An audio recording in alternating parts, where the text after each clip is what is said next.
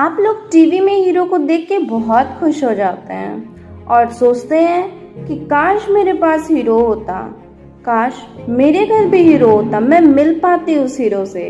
तो मैं आज आपको बता दूं, बचपन से ही आपके पास एक हीरो है जो सिर्फ हीरो नहीं, सुपर हीरो है। बचपन से हमारी खुशियों का ख्याल रखता है, हमारे सपनों को पूरा करता है और हमारी खुशी में अपनी खुशी ढूंढता है। आप सोच रहे होंगे कि वो कौन है? हमारे पिता, जो खून पसीना एक करके परिवार चलाते हैं। परेशान तो बहुत होते हैं लेकिन बताते नहीं, दुख उन्हें भी बहुत होता है लेकिन जताते नहीं। सब कहते हैं पिता कठोर दिल का होता है, लेकिन सच तो ये है कि पिता से ज़्यादा कोमल और सच्चा दिल किसी का नहीं होता। जैसे कि मैं अपनी बात ले लेती हूँ। कुछ टाइम पहले की बात है, जब मेरे अंदर बचपना था। मैं अपने सारे फ्रेंड्स को देखती थी, सबके पास बड़े बड़े फ़ोन होते थे, सब फेसबुक चलाते थे, व्हाट्सएप चलाते थे। एंड आई जस्ट थिंक कि मैं क्यों नहीं चलाती हूँ, मेरे पेरेंट्स कैसे हैं, मुझे फ़ोन क्यों नहीं दिया, क्या ऐसी दिक्कत है जो नहीं दिया उन्होंने मुझे फ़ोन। मैं 2-3 दिन तक तो किसी से बात नहीं की। फिर पिताजी आए और पूछे क्या हुआ, परेशान क्यों हो। उस टाइम प्यार से मुस्कुराते उन्होंने मुझसे ये बात पूछा, लेकिन बचपने में मुझे उनका वो मुस्कान नहीं दिखा। मैंने उनसे ज़िद किया कि मुझे फ़ोन चाहिए। उन्होंने उस टाइम मुझसे मना किया, बोले फ़ोन क्या करोगी, पढ़ लिख लो, कुछ बन जाओ। मुझे वो बात बहुत कड़वी लगी और मैंने इतना ज़िद करना शुरू कर दिया कि उन्होंने मुझे एक थप्पड़ लगाया। उसके बाद मैं गुस्से में उठी और स्कूल चली गई। स्कूल से जब मैं आई, फिर से मैं उसी ज़िद में लग गई कि मुझे फ़ोन चाहिए।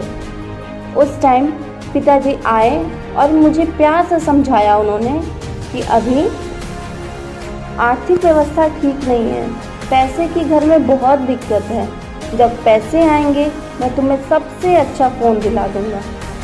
मैं अपने बचपने में थी और मैंने फिर से वही ज़िद की कि मुझे चाहिए, कहीं से भी दिलाओ आप। और वो उसी तरह मुस्कुराते हुए चले गए। दूसरे दिन सुबह मैं गुस्से में किसी से बिना बात किए स्कूल चली गई और मैं जब स्कूल से आई तो मेरे पिताजी ने मुझे उसी मुस्कान के साथ हाथ में मेरे फ़ोन दिया और मैं इतनी खुश हुई कि मैंने उनको बिना धन्यवाद दिए, उनसे बात किए, फ़ोन लिया और अपने रूम में चली गई और फ़ोन में इतनी लीन हो गई कि मैंने उनसे ये पूछा भी नहीं कि अभी तो आप कह रहे थे कि आपके पास पैसे नहीं है और इतना महंगा फ़ोन आपके पास आया कहाँ से। उस टाइम खुशी के आगे कुछ सूझ नहीं रहा था। जब रात हुई, सब सो गए थे और मैं अपने फ़ोन में बिज़ी थी। रात 12-1 बज रहा था। मैं किचन में गई और मैंने बात करते हुए सुना। मम्मी पिताजी से ये कह रही थी कि आपने अपने पिताजी का लास्ट दिया हुआ अंगूठी क्यों बेच दिया। पिताजी ने कहा कि बच्चों से ज़्यादा खुशी मुझे किसी चीज़ में नहीं है, इसलिए मैंने उसे बेच करके एक फ़ोन ले आया। और वो ये कह कर के बहुत ही उदास हो गए। ये सुनते ही मेरा दिल थमा रह गया और मैं सोचने लगी कि मैं कितनी स्वार्थी हूँ। मुझे फ़ोन मिलते मैंने एक बार भी पिताजी से नहीं पूछा कि फ़ोन आया कहाँ से। वह हुआ, पिताजी बाहर बैठे न्यूज़पेपर पढ़ रहे थे। अभी भी उनके चेहरे पे वही मुस्कान थी। मैं उनके पास गई, उनसे पूछा मैंने कि पिताजी आपके पास पैसे कहाँ से आए। उन्होंने उसी मुस्कान के साथ कहा, मेरे पास तो बेटा पैसे बहुत हैं। तो मजाक कर रहा था और उस टाइम मेरे आँख में आंसू आ गई कि पिताजी इतने दुख होने के बावजूद भी उन्होंने मुझे नहीं दिखाया। मैं गई, फ़ोन को दिया और उनके लिए वो अंगूठी तो नहीं ला पाई, लेकिन कुछ उस टाइप का अंगूठी ले आई और उन्हें वो दिया। पहले पिताजी जब जिद करती थी तो कहा करते थे कि बेटा तुम बड़ी कब होगी, कब समझोगी घर की परिस्थिति। और आज जब मैंने उन्हें वो अंगूठी पहनाई तब पिताजी ने कहा कि हाँ बेटा आज तुम बड़ी हो गई। उसी दिन से मुझे एक सीख मिली कि पिता से महान इस दुनिया में कोई नहीं हो सकता।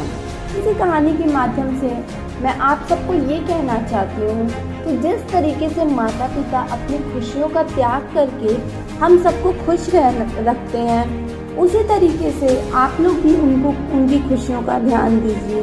पिता कुछ नहीं मांगता, आप सिर्फ उनसे ये कहिए कि आज जो मैं हूँ वो सिर्फ आपकी वजह से है। इससे ही उनको बहुत बड़ी खुशी मिल जाएगी।